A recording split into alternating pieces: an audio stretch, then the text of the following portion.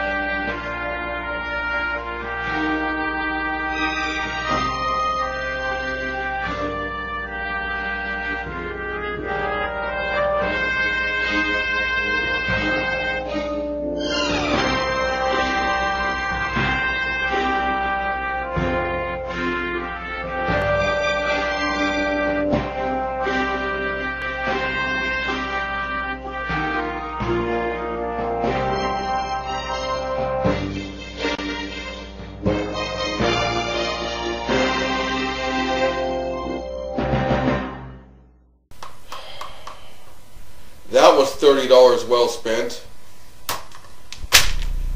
I love Star Trek, which is why I hate bad Star Trek, yada yada yada, you know all this. Anyway, the episode begins with the Enterprise chasing down some Ferengi thieves. This is only the 5th episode of The Next Generation, and so we have only heard of the Ferengi, we've never seen them. And neither has Starfleet. And yet Picard had to say this in the premiere. Captain, the Ferengi would be very interested in a base like this. Fine.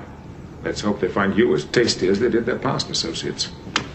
You don't know anything about them, but call them cannibalistic murderers. Why not? Because if there's anything this episode would teach us, it's that the Federation is not racist. Anything on that design data? Nothing specific, sir. As you know, Ferengi technology is estimated to be generally equal to our own. If it's as we know, why did you just tell us? So the Ferengi drop out of warp and fire at the Enterprise. Should we return their fire, sir? Negative, number one. They're just responding to our close pursuit. Wow, Picard. Even for first season Next Generation, this is really weenie. You're not going to shoot back now? What a pussy. They shot at you! Shoot them back! Captain, this shouldn't be. Our power systems are failing. Deflector shield failing. Phasers going inoperative, Captain. Must be an odd-numbered episode. Captain, something is completely immobilizing us. Immobilized by the damn Ferengi. Ha! Do you want one of your heroes to espouse racist beliefs without slurring their status as heroes? Try Worf. He's a backward savage. He can do anything that you want your heroes to do that isn't heroic. Try Worf today. I'm sensing nothing from them, sir. Which could mean they can shield their thoughts and emotions from others. It's almost like the plot has decided I should be useless again. Again.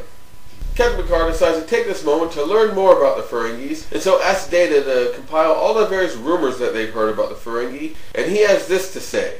A comparison modern scholars have drawn from Earth history likens the Ferengi to the ocean-going Yankee traders of 18th and 19th century America, sir. And are these scholars saying that the Ferengi may not be unlike us? Hardly, sir. I believe the analogy refers to the worst quality of capitalists. The Ferengi are believed to conduct their affairs of commerce on the ancient principle caveat emptor. Let the buyer beware. Egad! They have the ethics of a pawn shop owner! I doubt they wear red, white, and blue or look anything like Uncle Sam. Uncle who? And they go to having a lame national color discussion. Expect to see this a lot this episode. Colors representing countries at a time when they competed with each other. Red, white, and blue for the United States.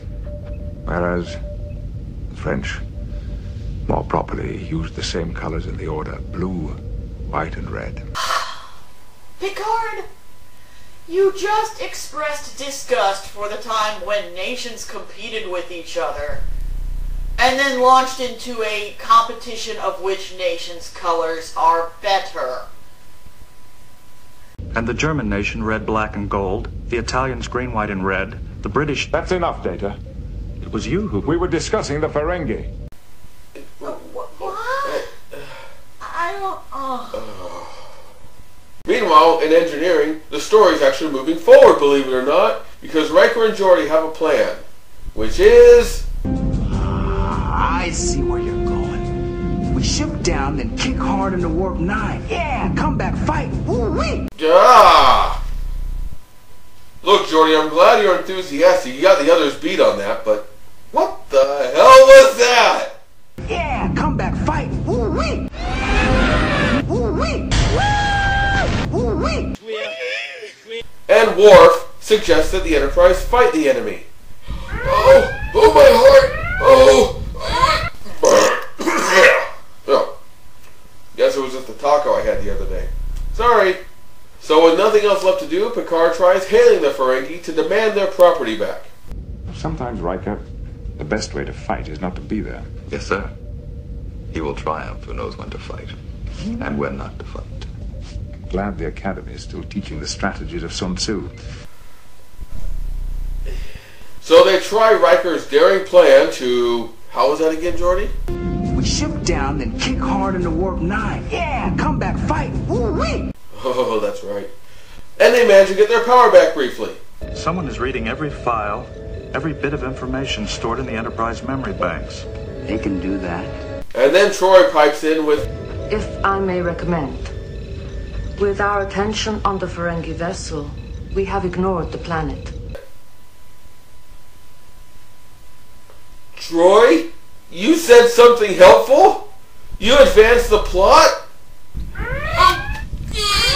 This is not a taco! Repeat, this is not a taco! Oh! Conference evaluation. Of course, you're in the middle of a crisis. Let's have a meeting. I say put all available power into a full-out combined phaser and photon torpedo salvo. Destroy their ability to sustain this force field, sir. Yes. Hit them hard and hit them fast. Hi, do you need one of your characters to display mindless aggression for no reason other than that they're a barbarian? Try Worf! He's a mindless savage who will hit anything he doesn't understand. Worf, try him today!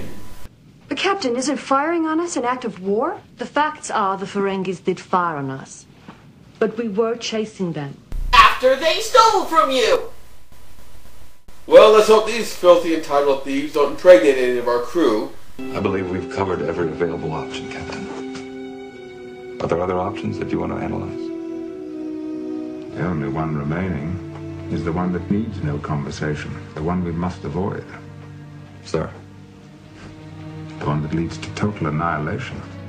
Picard, are you talking about blowing up the entire ship? Why would you do that? That's kind of a third act situation. Ah! What is wrong with these people? Attention, Ferengi Starship. I would request that you present your terms to us. So, on the 5th episode, Captain Picard surrenders again.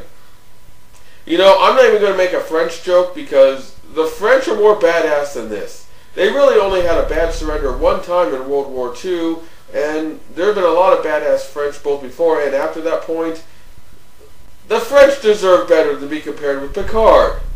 So Tasha Yar and Worf together now want to shoot because they're about to lose their shields and then they'll be vulnerable, so they want to hit first while they still have some defenses. Shockingly, Captain Picard doesn't want to do that. The quicker we can cut to terms, the better. NCC 1701D. And the Ferengi finally contact the Enterprise. But in a wacky turn of events, they thought it was being demanded that they surrender, and so they do.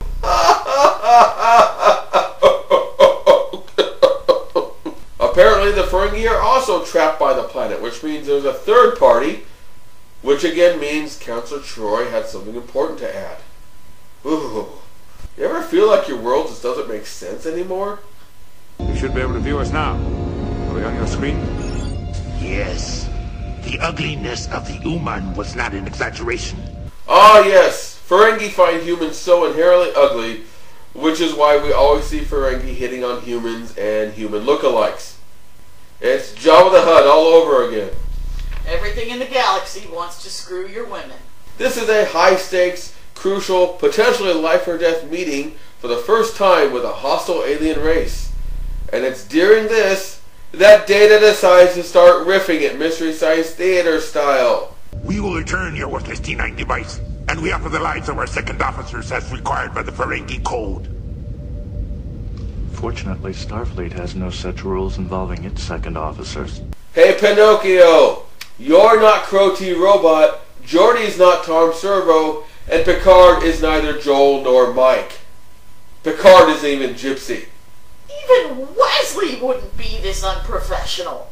Is Data drunk on gravity again? So it's time to have another meeting. Matthew, Paula, you know this area is off limits. Come on. And there are kids playing in the observation lounge. How'd they get in there? This is coming right off the bridge, isn't it?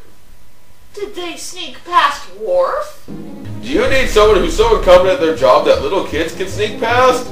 Try Worf. Or anyone else in this season room. But Worf especially.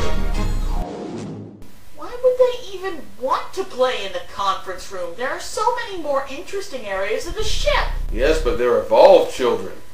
But they're children! Evolved children. Why don't they have the door locked? It shouldn't be able Because to we live in an evolved age where we don't lock our doors. They're children. They wander about even if they know right from wrong. They could Evolved children. Oh. That's an evolved sigh. That gesture isn't very evolved at all, Kim. And Data has a Chinese finger trap. Is that the reason we had the kids there, so they'd leave one of the toys behind so Data could play with it? Is that good writing or bad? Well, is that bad writing or worse? Data, what are you doing?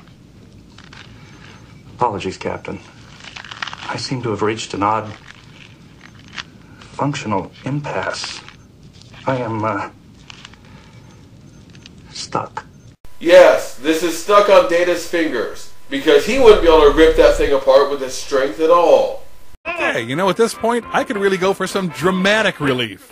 It turns out that the planet below used to be one of the outer outposts of the Takan Empire from 6,000 years in the past. I've never heard the word Takan before. What do you think I am, some sort of archaeology buff? With regard to the surrender, Demeter, the facts are somewhat different. Our own probe has already shown us your trickery, human. We withdraw our surrender. What is with the lip flaps? The nerve!